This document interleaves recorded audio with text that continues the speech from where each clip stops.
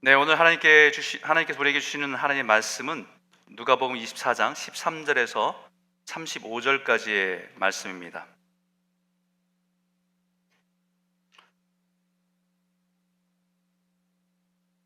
누가복음 24장 13절에서 35절까지의 말씀. 늘 우리가 하던 대로 제가 한 절, 여러분이 한 절 이렇게 읽도록 하겠습니다. 누가복음 24장 13절에서 35절까지 말씀입니다. 제가 읽겠습니다. 그날에 그들 중 둘이 예루살렘에서 25리 되는 엠마오라 하는 마을로 가면서 이 모든 된 일을 서로 이야기하더라. 그들이 서로 이야기하며 문의할 때에 예수께서 가까이 이르러 그들과 동행하시나 그들의 눈이 가려워져서 그인 줄을 알아보지 못하거늘 예수께서 이르시되 너희가 길 가면서 서로 주고받고 하는 이야기가 무엇이냐 하시니 두 사람이 슬픈 빛을 띠고 머물러 섰더라. 그 한 사람인 글로바라 하는 자가 대답하여 이르되 당신이 예루살렘에 체류하면서도 요즘 거기서 된 일을 혼자만이 알지 못하느냐. 이르시되 무슨 일이냐. 이르되 나사렛 예수의 일이니 그는 하나님과 모든 백성 앞에서 말과 일에 능하신 선지자이거늘 우리 대사장들과 관리들이 사형 판결에 넘겨주어 십자가에 못 박았느니라.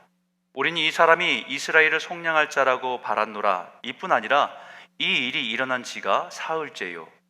또한 우리 중에 어떤 여자들이 우리로 놀라게 하였으니 이는 그들이 새벽에 무덤에 갔다가 그의 시체는 보지 못하고 와서 그가 살아나셨다 하는 천사들의 나타남을 보았다 함이라.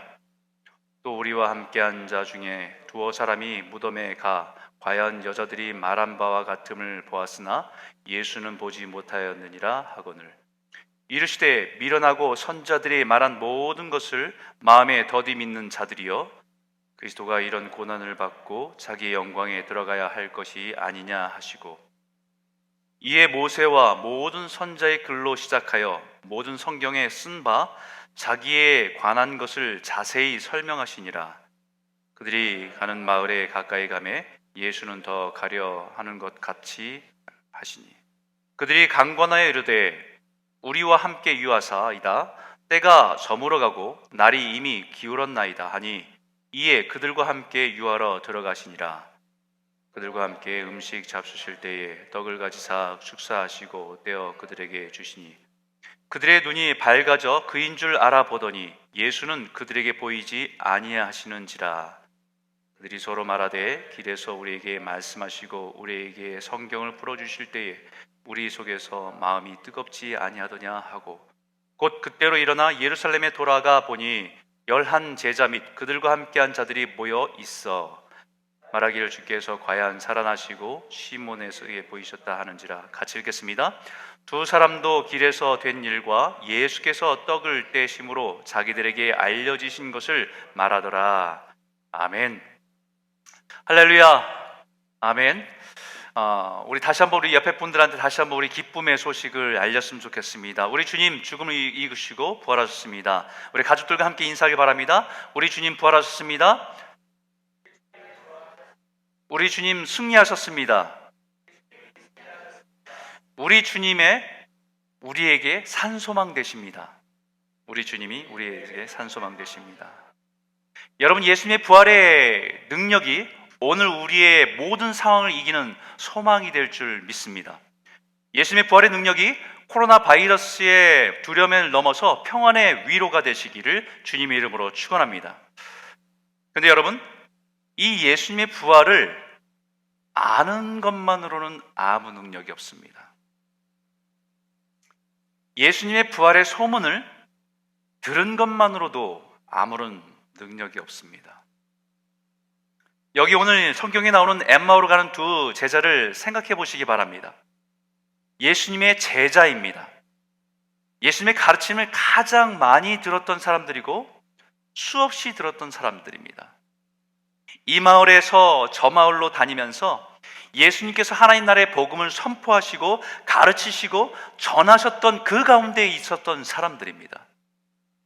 그런데 그럼에도 불구하고 지금 이 두 제자의 모습에서 볼 수 있는 것은 낙심과 절망과 두려움입니다. 지금까지 예수를 믿고 따랐는데 예수님의 죽음 앞에서 이게 뭔가라고 하는 허무함과 공허함이 가득 차 있습니다.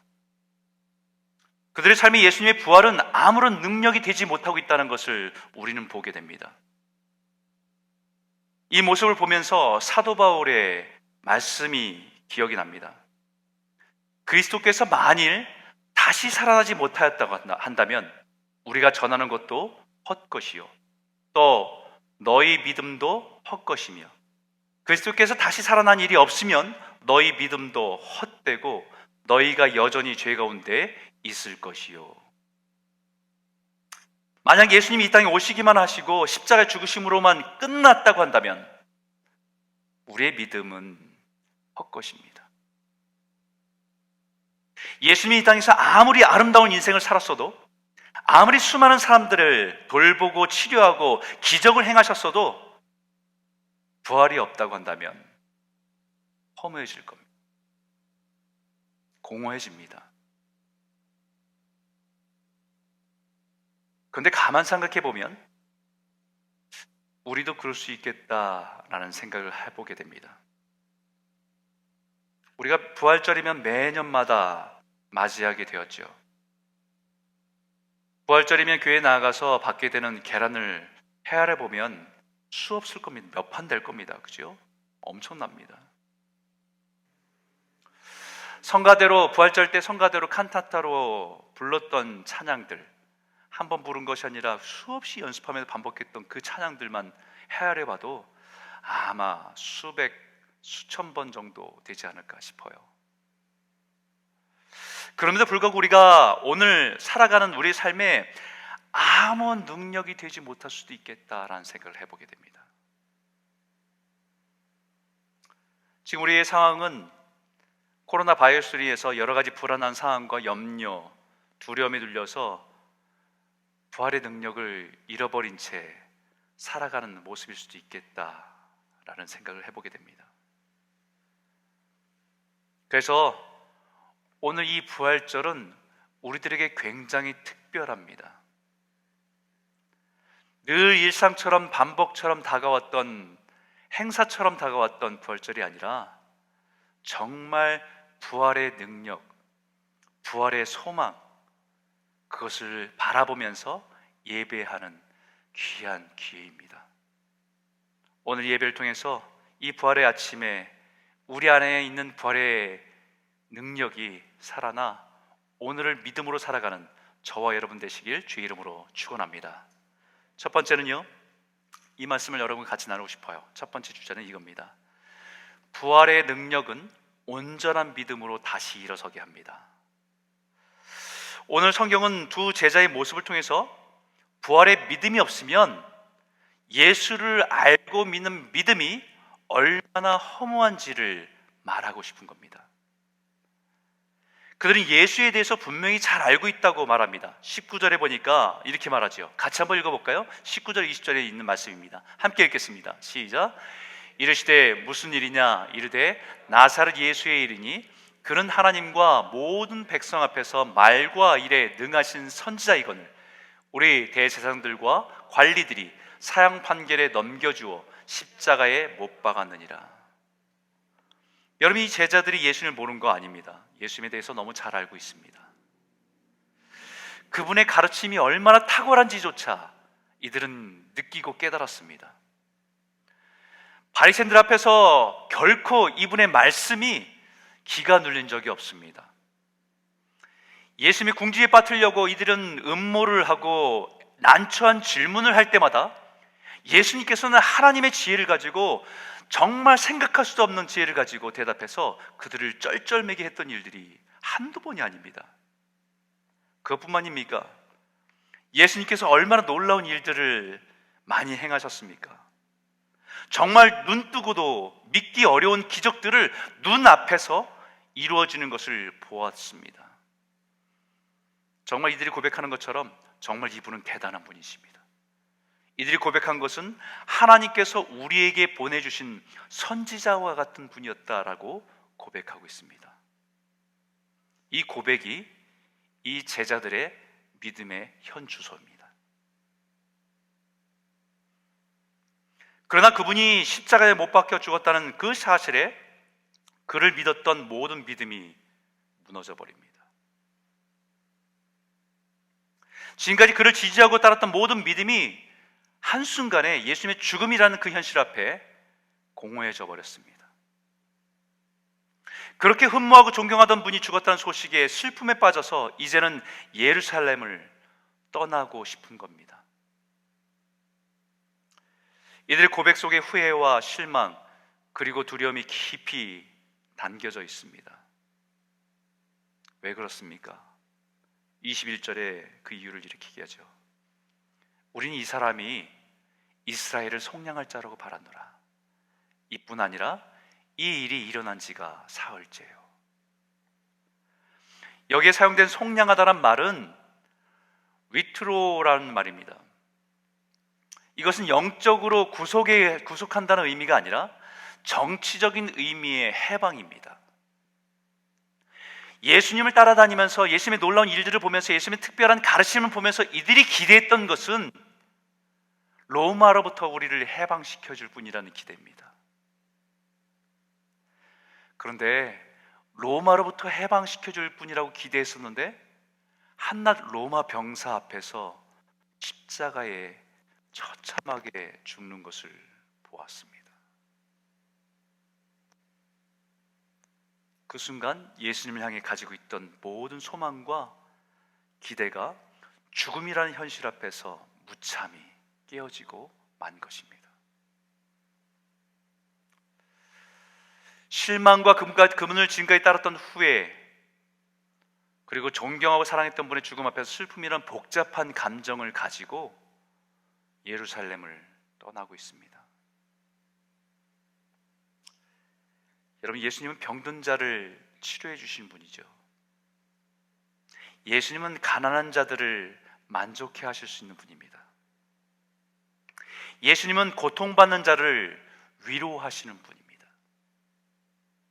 예수님은 실패가 없는 자들을 일으켜 세워주신 분입니다. 그러나 예수님을 단지 그렇게만 알고 믿는다고 한다면 우리들의 믿음은 언젠가는 실망하거나 실족하게 될 것입니다. 예수님은 치료자 되시고 부욕케 하는 자 되시고 위로자 되시고 능력 주시는 분임을 우리가 믿지만 그것을 넘어서 죽음에서 부활하신 하나님이심을 믿고 의지할 때 우리의 믿음은 온전해지는 겁니다. 오늘 이 말씀을 통해 저와 여러분의 믿음이 죽음을 이기시고 부활하신 주님을 분명히 믿어 구원에 이르는 온전한 믿음으로 나아가시는 축복이 있기를 주의 이름으로 축원합니다. 그럼 이 두 제자가 예수님의 부활에 대해서 전혀 못 들어보았습니까? 이들은 예수님의 부활을 생전 처음 듣는 이야기입니까? 아닙니다. 분명히 들었습니다. 분명히 알고 있습니다. 오늘 본문에도 22절 23절에 또한 우리 중에 어떤 여자들이 우리로 놀라게 하였으니 이는 그들이 새벽에 무덤에 갔다가 그의 시체는 보지 못하고 와서 그가 살아나셨다 하는 천사들의 나타남을 보았다 함이라. 심지어는 예수님께서 부활하셨다고 하는 여인들의 증언을 들었습니다. 그것도 예수님께서 다시 살아나셨다고 하는 천사들을 만났다고 하는 증언까지 들었습니다. 예수님의 부활에 대한 소식을 들어서 놀랐지만 결국 믿음으로 나아가지 못하고 있는 거예요. 그럼 예수님의 부활에 대한 이야기를 어떤 여자들이 전했기 때문에 믿기 어려운 것이었을까요? 아니죠. 이미 부활에 대한 말씀을 수없이 듣고 배웠습니다. 이 부활의 소식을 전한 여인도 모르는 사람들 아닙니다. 우리 중에 예수님을 따르는 사람들 중에 있던 여인들이에요. 예수님의 제자들의 무리와 함께 있었던 여인들의 증인입니다. 그 일을 증언하려고 확인해 보려고 베드로와 무리 중에 있던 사람들이 뛰어가서 보았습니다. 그랬더니 그들이 발견한 게 그 동굴에, 그 무덤에 져 있고 예수님은 보이지 않는다는 사실에 놀랐습니다. 그 놀램은 그들의 삶에 아무런 능력이 되지 못했습니다. 왜 그런지 예수님은 그 이유에 대해서 이렇게 말씀하셨어요. 같이 한번 읽어볼까요? 함께 읽겠습니다. 시작. 이르시되 미련하고 선자들이 말한 모든 것을 마음에 더디 믿는 자들이여, 그리스도가 이런 고난을 받고 자기의 영광에 들어가야 할 것이 아니냐 하시고. 예수님의 말씀은 구약의 선자들의 가르침을 헛고로 들었냐는 거예요. 수많은 선자가 오실 메시아에 대해서, 그 메시아가 어떤 분인지에 대해서 말씀한 것을 헛수로 들었냐. 뿐만 아니라 예수님의 제자들에게 앉혀놓고 분명히 고난을 받고 죽음에서 일어나 하나님의 영광에 들어간다고 말할 때에 도대체 어디 있었냐는 거예요. 여러분, 얼마나 예수님이 답답하셨으면 그 두 제자를 향해서 미련하고 마음에 더디 믿는 자들이요. 여러분, 이 두 제자만 그런 것 같지는 않아요. 나중에 찾아갔던 남은 제자들도, 예수님의 제자들도 동일했습니다. 예수님의 부활하심을 여전히 믿지 못하는 다른 제자에게 예수님께서 이렇게 말씀하셨어요. 그들의 믿음 없는 것과 마음이 완악한 것을 꾸짖으시니 이는 자기가 살아난 것을 본 자들의 말을 믿지 아니함이로라. 믿음이 없는 것과 마음이 완악한 것, 그것을 꾸짖으셨습니다.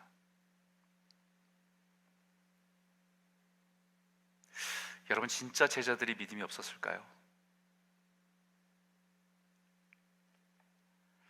믿음이 없었다고 한다면 오늘날까지 예수님을 따라 살아왔겠습니까? 믿음이 있습니다. 믿음을 가지고 살아왔다고 저는 믿습니다. 가끔 그런 분들을 만나게 될 때가 있어요. 교회에는 나가지 않습니다. 그런데 믿음이 있다고 말하는 분들이 있어요. 하나님의 살아계심을 믿는다고 말합니다. 예수님이 우리의 구원자 되심을 믿는다고 말해요. 그런데 본인은 교회에 다닐 필요를 느끼지 못한다고 얘기합니다. 저는 그분들의 이야기를 들을 때 그런 생각을 합니다. 저는 그분들이 믿음이 없다고 생각하진 않아요. 그리고 교회에 나온다는 그 자체가 믿음이 있다는 증거가 될 수는 없습니다. 그런데 정말 믿음은 삶으로 증명이 됩니다. 여기 예수님께서 제자들에게 믿음 없음을 꾸짖으셨습니다. 이 믿음이 없다는 표현은 아피스티안이라는 단어인데요, 이 말을 좀 이렇게 다시 설명드리면 아직 믿음이 형성되지 않았다라는 뜻이에요. 다시 말하면 아직 믿음이 완성되지 않았다라는 말입니다. 아직 온전한 믿음으로 완성되지 않았다는 말입니다.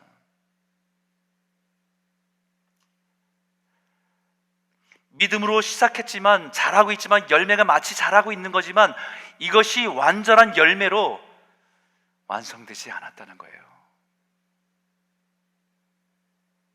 그 이유를 여기에 뭐라고 말씀하시냐면요, 마음이 완악한 것 때문이다 라고 얘기해요. 이 마음이 완악하다는 것, 이 말은요, 확실한 증거를 거절하는 굳은 마음이란 뜻이에요. 확실한 증거가 있음에도 불구하고 내 마음을 굳게 해서 그것을 받아들이지 않는 마음을 완악했다고 얘기합니다. 성경에 마음이 완악하다는 말을 가장 많이 들은 사람이 있습니다. 혹시 누군지 아세요? 애굽의 바로 왕입니다. 모세를 통해서 이스라엘 백성들을 구원하실 때에 바로의 마음이 완악해졌다라고 표현합니다. 기적을 행할 때마다, 기적을 볼 때마다 바로의 마음을 완악해졌다라고 표현합니다. 하나님께서 모세를 통해서 행하신 놀라운 기적을 기억하실 것입니다.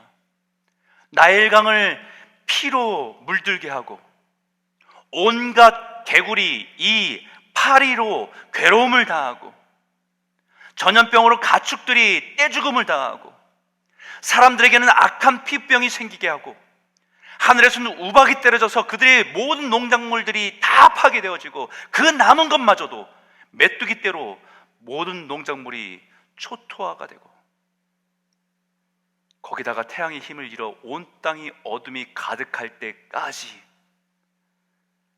바로의 마음은 완악했다 라고 표현합니다.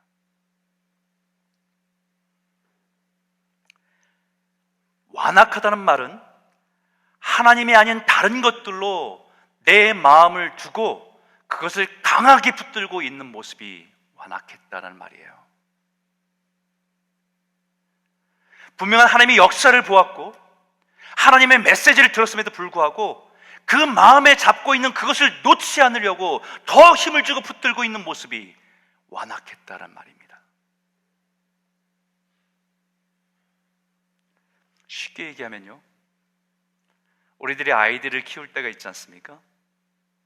그러면 이 아이들이 자기가 좋아하는 것을 놓지 않으려고 꽉 붙들 때가 있어요. 저녁을 먹을 때가 됐는데 단 거 사탕과 단 과자들을 붙들고 그걸 자기 거라고 뺏길까 봐 놓지 않으려고 힘 꽉 주고 있는 모습이 완악함이에요. 부모는 분명히 얘기합니다. 밥 먹을 때라고 지금 나중에 줄게, 지금은 놓고 밥 먹자고 얘기해도 그것을 뺏을까 봐, 뺏길까 봐 온 힘을 다해서 붙들고 있는 것이 완악함입니다.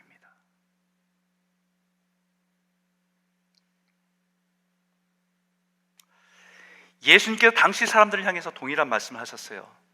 너희가 듣기는 들어도 깨닫지 못할 것이요 보기는 보아도 알지 못하리라.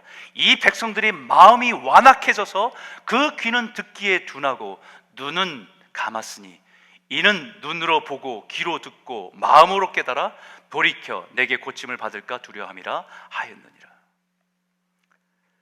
여러분, 마음이 완악해지면요 수없이 들어도 깨닫지 못합니다.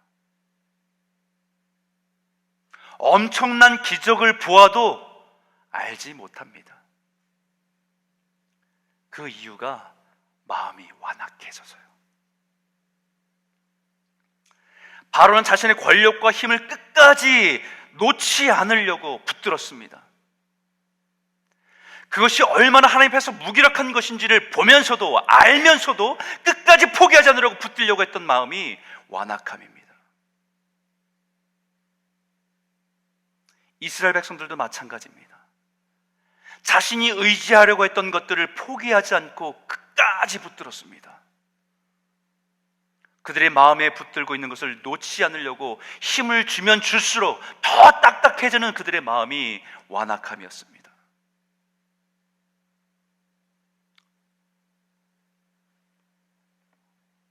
오늘 우리는 우리들의 마음을 돌아보셔야 합니다. 작은 바이러스 하나가 온 세상을 흔듭니다. 이 일을 통해서 하나님은 우리들의 마음을 흔들고 계십니다. 이제 좀 우리들의 마음에 가득한 것들을, 그 채워놓은 것들을 좀 내려놓을 수 없냐고 흔들고 계십니다. 우리의 마음을 가득 채우고 의지했던 것을 이제는 그것이 무기력한 것을 보지 않았냐고, 그 허무한 것들을 좀 이제 내려놓으라고 우리를 흔들고 계신 겁니다. 사실 바이러스뿐만입니까? 온갖 재난들, 지진, 화산 폭발, 환경 파괴로 인한 재앙들, 전쟁과 갈등, 수많은 것들을 보면서도 우리는 하나님이 아닌 다른 것을 마음에 꼭 붙들고 놓지 않으려고 하는 것은 아닌지요? 이 시기가 다 지나고 나면, 백신이 나타나게 되면 괜찮을 것 같은, 세상 우리에게 안전을 주고 우리에게 행복을 줄 것 같은 그 믿음을 끝까지 붙들고 있는 것, 이제는 내려놓을 때 되지 않았습니까?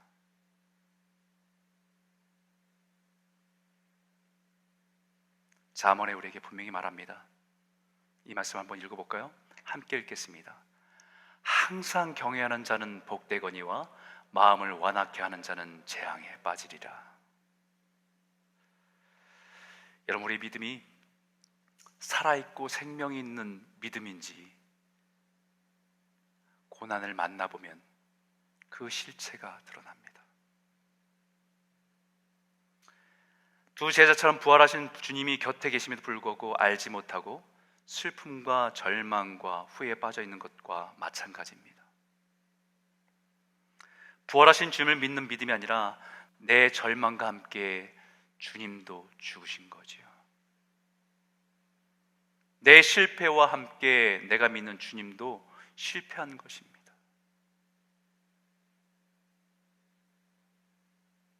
여러분이 믿는 주님은 살아계십니까? 여전히 살아서 역사하신 부활하신 주님이십니까? 우리가 처한 어떠한 상황 가운데도 여전히 살아계신 부활하신 주님이 우리의 주님이십니까?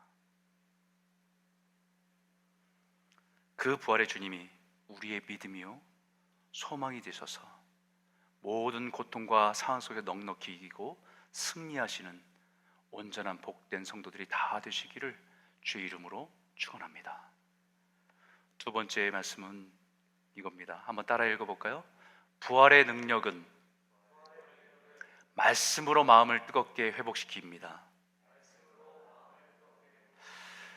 예수님의 부활을 믿지 못한 두 제자들을 온전한 믿음으로 세우시기 위해서 주님께서 하신 일이 있습니다. 주님은 그들의 믿음의 상태를 진단하셨을 뿐만 아니라 그들의 믿음을 치료하시고 회복시켜 주십니다. 27절에 있는 말씀인데 같이 한번 읽어볼까요? 함께 읽겠습니다. 시작. 이에 모세와 모든 선자의 글로 시작하여 모든 성경에 쓴 바 자기에 관한 것을 자세히 설명하시니라. 예수님께서 자기 자신이 부활하신 하나님이심을 증명하기 위해서 다른 방법도 있었을 겁니다. 갑자기 돌을 들어서 떡을 만들어 주시는지, 빵을 만들어 주시는지, 갑자기 하늘을 명령해서 만나와 메추라기가 우수수 떨어지게 하든지, 무화과 나뭇잎을 쭉 훑어서 손에 금화처럼 변하게 한다든지, 두 제자의 머리에 손을 얹어서 환상을 보게 한다든지, 얼마든지 예수님의 능력으로 자신을 증명할 수 있었을 겁니다. 그런데 성경을 가만히 읽다 보면 예수님은 자기 증명을 하실 때에 능력으로 행하신 적이 없어요. 하나님의 말씀으로 증명하셨습니다. 예수님이 공생이 시작할 때 광야에서 40일 금식하실 때에, 사탄에게 시험 받으실 때에 사탄이 요구한 것이 이겁니다. 네가 하나님의 아들이거든 돌을 떡이 되게 해보라는 거예요. 내가 하나님의 아들이거든 성전에서 뛰어내려 보라는 것입니다. 한번 증명해 보라는 것입니다. 그런 능력이 없어서 못하신 것이 아니라 철저히 자신의 능력을 나타내지 않고 하나님의 말씀으로 사단의 시험을 이길 수 있다는 것을 우리에게 보여주신 겁니다. 이 엠마오로 간 두 제자가 예수님의 기적을 못 봐서 예수님의 부활을 못 믿었던 것이 아니죠. 그들이 후에 예수님 부활하신 주님이심을 믿고 깨닫고 나서 그들이 고백한 것도 동일합니다. 무엇입니까? 그들이 서로 말하되 길에서 우리에게 말씀하시고 우리에게 성경을 풀어주실 때에 우리 속에서 마음이 뜨겁지 아니하더냐. 주님이 성경을 열어서 그 말씀을 풀어주실 때에 우리의 마음이 뜨거워지지 않았냐는 것입니다. 실망과 슬픔에 빠진 이 두 제자들을 만나주신 부활의 주님이 오늘 이 시대에 살아가는 우리들에게 동일하게 만나주시기를 원합니다. 부활하신 주님은 영으로 오신 성령님을 통해서 하나님의 말씀을 열어주시고 깨닫게 하실 때에 우리의 마음이 뜨거워져서 살아있는 하나님의 은혜를 깨닫게 하실 줄 믿습니다. 그때 비로소 그 말씀이 우리의 진짜 믿음이 됩니다. 그때 믿음은 우리의 삶에 변화를 가져옵니다. 태초에 하나님께서 함께 하셨던 그 예수님, 그 말씀이 육신이 돼서 이 땅에 오신 예수님이신데, 그 주님이 부활하셔서 우리의 심령에 그 말씀으로 살아 역사하시면 우리의 마음이 살아나는 겁니다. 죽어있는 지식이 아니라 살아있는 하나님의 말씀이 되는 겁니다. 그 말씀이 우리의 차가운 현실 속에서도 우리의 심령을 뜨겁게 일어나게 하는 겁니다. 이것은 신약에만 있는 사건이 아니라 구약에도 동일한 역사가 있지요. 예레미야 선지자가 고백하듯이 이렇게 고백합니다. 내가 다시는 여호와를 선포하지 아니하며 그의 이름으로 말하지 아니하리라 하면 나의 마음이 불붙는 것 같아서 골수에 사무치니 답답하여 견딜 수 없나이다. 예레미야가 살았던 삶 속에서 믿음을 가지고 살아간다는 것은 너무 외롭고 힘든 일이었습니다. 세상 모든 사람들이 하나님을 잃어버리고 자기 욕망대로 살아가는 모습 속에서 선지자로 살아간다는 것이 너무 힘들어서 이제는 선포하지 않겠다고, 그 이름으로 말하지 않겠다고 했지만 그 마음에 불붙는 것이 있어서 견딜 수가 없다는 겁니다. 왜요? 하나님의 말씀이 임하니까. 하나님의 말씀이 임하니까 마음에 불이 붙는 겁니다. 견딜 수가 없습니다. 자기 안위를 위해서 살아갈 수가 없습니다. 이 마음의 뜨거움은 어디서 온 겁니까? 이 뜨거움은 우리를 향한 하나님의 마음입니다. 이것을 호세 선지자에게 주셨던 말씀에 분명하게 드러나지요. 에브라임이여 내가 어찌 너를 놓겠느냐, 이스라엘이여 내가 어찌 너를 버리겠느냐, 내가 어찌 너를 아드마같이 놓겠느냐, 어찌 너를 스보임같이 두겠느냐. 내 마음이 내 속에서 돌이키어 나의 궁율이 온전히 불붙는 듯 하도다라고 말씀하십니다. 그들의 행위를 볼 때는 버림받아 마땅하고 그들의 죄악을 볼 때는 진노받아 마땅하지만 그들을 향한 하나님의 궁율의 마음은 불붙는 것 같다는 거예요.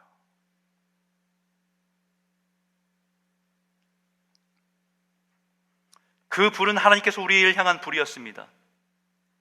우리를 포기하지 못하시는 뜨거운 불이 있습니다. 사랑하는 사람에게 있는 불이겠지요. 바로 이 불이 이 땅의 독생자 예수 그리스도를 십자가에 내어주신 사랑으로 표현됩니다. 그래서 그 부활의 주님이 우리 안에 말씀을 열어주시면 우리의 마음이 불붙는 것 같다는 것이지요. 우리의 안에 하나님의 불이 임하기 때문입니다. 오늘 이 말씀이 우리의 차가운 현실 속에서 냉랭했던 우리의 심령에 뜨겁게 다시 살아나는 불씨가 되기를 소원합니다. 오랜 신앙생활 속에서 화석화되어 버린 신앙이 오늘 부활의 주님의 말씀을 붙들고 그 능력이 우리 안에 새롭게 일어나 우리 마음이 불붙는 것 같은 놀라운 역사가 저와 여러분들에게 일어나기를 주의 이름으로 축원합니다. 세 번째 말씀입니다. 따라 읽겠습니다. 부활의 능력은 사명의 자리로 나아가게 합니다. 여러분, 하나님의 불이 있는 사람은요, 숨어 있을 수가 없습니다. 편안한 삶을 추구할 수 없습니다. 그 뜨거움이 불이 있는 사람은 사명의 자리로 나아갈 수밖에 없습니다. 엠마오로 가던 제자에게 마음이 뜨거워지자 어디로 갑니까? 다시 사명의 자리로 돌아가요. 말씀 한번 읽어볼까요? 같이 읽겠습니다. 시작. 곧 그때로 일어나 예루살렘에 돌아가 보니 11 제자 및 그들과 함께한 자들이 모여 있어. 곧 그때로 일어나 예루살렘에 돌아가. 예수님이 죽음 앞에서 실망과 슬픔에 있던 그 제자들이 어디로 가던 사람이었습니까? 17절에 슬픔빛을 띠고 예루살렘을 떠나 엠마오로 가고 있던 사람들입니다. 예수님과 복음을 전하던 그 현장 예루살렘을 떠나 이제는 자기의 고향으로 돌아가던 사람들이었어요. 근데 예수님을, 부활하신 예수님을 만나고 나서 가슴에 불이 붙자 다시 돌이켜서 어디로 갑니까? 예루살렘으로 갑니다. 여전히 위험이 있고 예수를 따르는 사람들을 잡아 가두는 예루살렘을 향해 갑니다.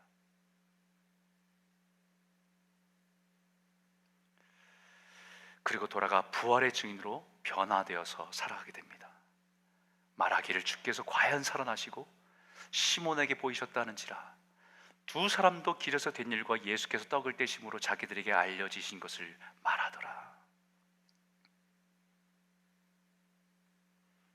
이것이 부활의 공동체입니다. 이것이 교회의 시작입니다. 이것이 세상을 복음으로 뒤집어 놓은 복음의 공동체의 시작입니다. 제자들 각 사람은 초라하고 비겁하고 약한 사람들이었지만 이들에게 부활하신 주님을 만난 이후에 세상을 두려움을 뛰어넘어 복음을 들고 땅끝까지 나아갈 수 있는 용사로 바뀌게 되는 일입니다. 부활의 주님을 경험한 사람은 능력이 있습니다. 죽음 앞에서도 굴복하지 않는 복음의 증거자가 되게 하십니다. 세상의 근심과 두려움에 눌려 살지 않는 신실한 하나님의 제자가 되게 하십니다.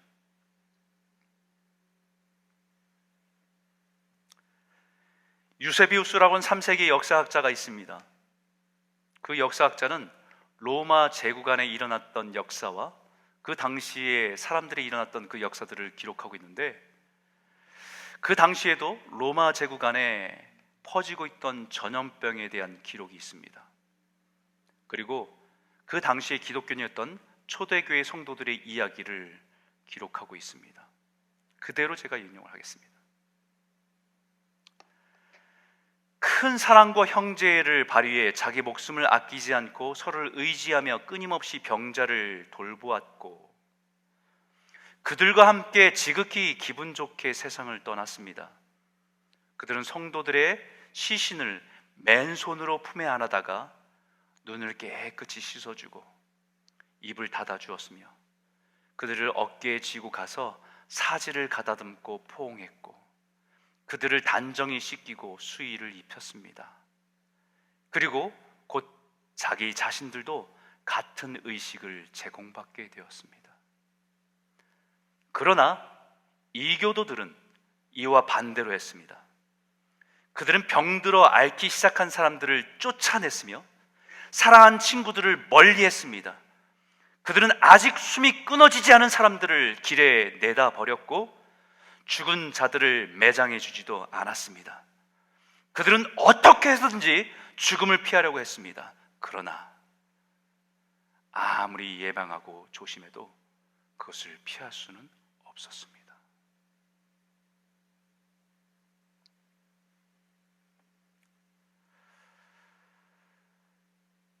수많은 시간이 흘렀습니다. 그러나 우리는 똑같은 것을 봅니다.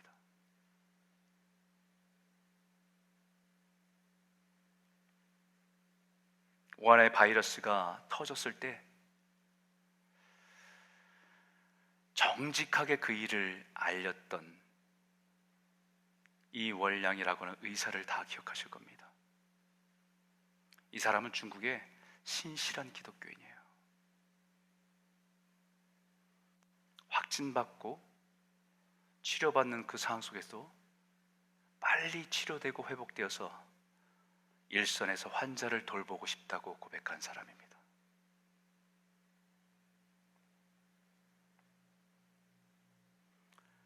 그야 마지막에 하늘나라고 가기 전에 남긴 시가 있어요. 정말 죽음을 인지하고 죽음을 준비하며 쓴 시가 있습니다. 나는 영웅이 되고 싶지 않다. 나에게는 부모님이 있고 자녀가 있다. 곧 해산하려는 부인도 있고 많은 환자가 있다. 비록 정직했어도 선함으로 돌려받지 못했지만, 비록 길이 막막하지만 나는 이 길을 가야 한다. 억울함이 많지만 이 싸움을 끝나면 나는 눈물로 머나먼 하늘을 바라볼 것이다. 나는 영웅이 되고 싶지 않다. 하지만 의사된 나는 이 불분명한 바이러스가 내 동료에게 전염되어 상처받는 것을 참아볼 수가 없다. 그들이 마지막 목숨만 남아 있어도 생명의 희망을 품고 눈으로 자꾸 나를 쳐다보고 있다. 누가 알랴? 내가 죽었다는 것을. 내 영혼은 분명 하늘에 있고 내가 흰색 침대를 보면서 내 육체는 침대에 누워있다. 여전히 내가 익숙한 얼굴이다. 하지만 나의 부모님은 어디에 계신가? 내가 사랑하는 아내는 어디에 있는가? 옛날 내가 그렇게 쫓아다녔던 아가씨였던 아내는. 하늘에 한 줄기 빛이 있다. 빛의 끝은 사람들이 자주 들려주는 천국이다. 나는 거기 가고 싶지 않다. 나는 우한 나의 고향으로 가고 싶다. 그곳에 내가 새로 산 집도 있고 달마다 갚아야 할 대출금도 있다. 내가 어찌 미련이 없을까? 내가 어찌 미련이 없을까? 아들을 잃은 부모님은 얼마나 슬퍼할까? 남편을 잃은 아내는 미래의 황량함을 어떻게 직면할까? 분명히 나는 죽는다. 난 사람들이 내 시체를 봉지에 담는 것을 보았다. 봉지 옆에 죽은 내 동포들도 나처럼 새벽에 화장당할 것이다. 안녕 내 가족들, 안녕 우한 내 고향. 코로나 바이러스가 지난 후 누군가 여러분들에게 이 사실을 전하고 싶었던 것을 기억해라. 그리하여 정직함을 배우라. 착한 사람들이 다시 끝이 없는 두려움을 당하지 않도록. 나는 선한 싸움을 싸우고 나의 달려갈 길을 마치고 믿음을 지켰으니 이제 후로는 나를 위하여 의의 면류관이 예배되었으니.